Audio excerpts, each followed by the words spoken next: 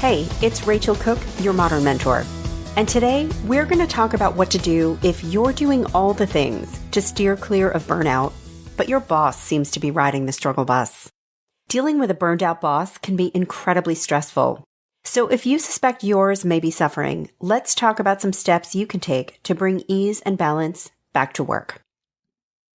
Know how many Google search results there are for the phrase manage burnout?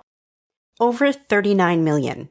It seems the struggle is still so real for so many, but luckily there's no shortage of tips on how to manage your own burnout. But what if yours is feeling managed, and now it seems like your boss may be the one who's struggling? Like secondhand smoke, your boss's burnout may still present risks to your own sense of well-being. If you suspect your boss may be suffering from burnout, and you, in turn, are feeling the pain, then let's talk about what you can do to turn things around for both of you. First, what might your boss's burnout look like? My friend Jay needed some advice last month. His team has developed a new product that they'll be bringing to market shortly. Jay has cleared out a bunch of other priorities to ensure his team has all the time and space they need to make this product a win. Things were going well until Jay's boss, Clara, took a keen interest in the product. She's been popping into meetings, micromanaging, showing uncontrolled anger when she doesn't like an idea, and throwing to-dos onto people's plates that are not aligned with the priorities that Jay has set. This behavior is so unlike the Clara I've known for nearly a decade, he said. I have no idea what's going on with her. I asked whether it was possible Clara had too much on her plate, and he laughed and said, she can't even find the plate under everything that's on it. I explained to Jay that what he and his team may be experiencing is Clara's stress response, the side of us that can be triggered when faced with burnout. It's time for you to have a chat with her, I told him. This can feel like an uncomfortable conversation to have, so we talked through some best practices sure to set him up for success. Here's how we set up Jay to deal with his boss's burnout. First, lead with empathy. If your boss is showing up in ways that are stressing you out, start by imagining what they must be carrying. Consider all their priorities, their stakeholders, their own need to impress and get it all done. When I pressed Jay to consider Clara's experience, I watched his face begin to soften.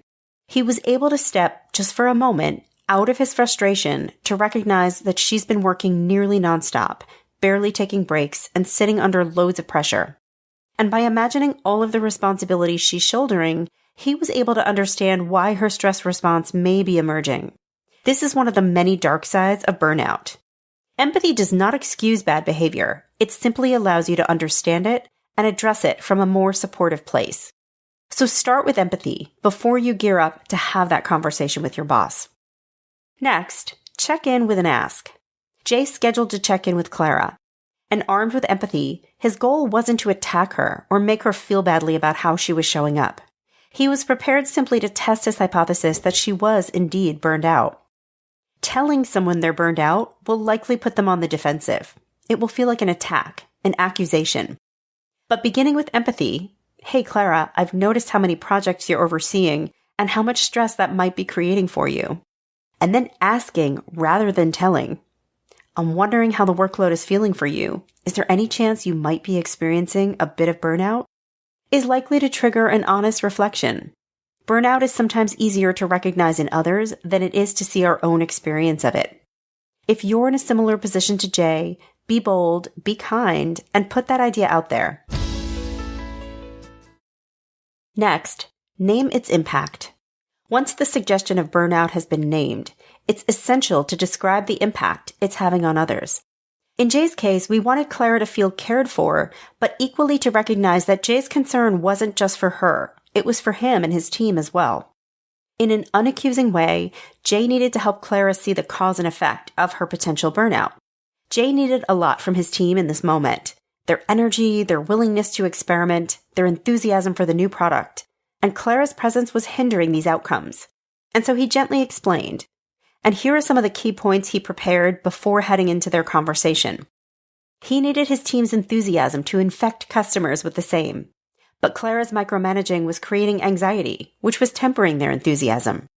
His team's spirit of experimentation was being hampered by Clara's quickness to anger. Their fear of her temper was pushing them to make only safe and boring choices, not the bold ones he needed. And finally, he was striving to empower his team to make decisions, but Claro's micromanagement was encouraging them to check every decision with him, which was exhausting and inefficient.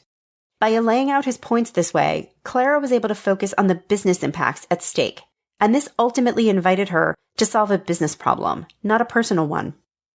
And finally, offer to partner. By this point, you've helped your boss A, recognize their potential burnout, and B, understands its implications on you and the team. You've already delivered value. But if you want to go that extra mile, and if you're listening to this, I think you do, then why not offer to be part of the solution? If your boss is open to a little bit of help, here are some ways you might be of service.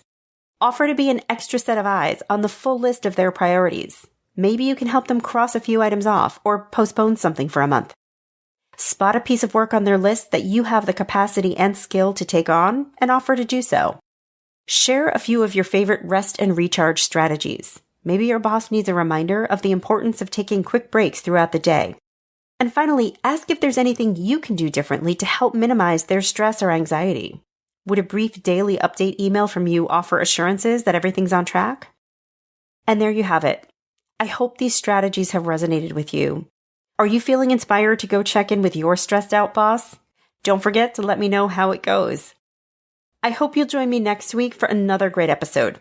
Until then, you can follow Modern Mentor on Apple Podcasts, Spotify, or wherever you listen to podcasts. Check out my website at leadabovenoise.com or follow me on the Modern Mentor podcast page on LinkedIn. Thanks again so much for listening and have a successful week. Modern Mentor is a quick and dirty tips podcast. It's auto-engineered by Dan Firebend with script editing by Adam Cecil. Our assistant manager is Emily Miller and our marketing and publicity assistant is Davina Tomlin.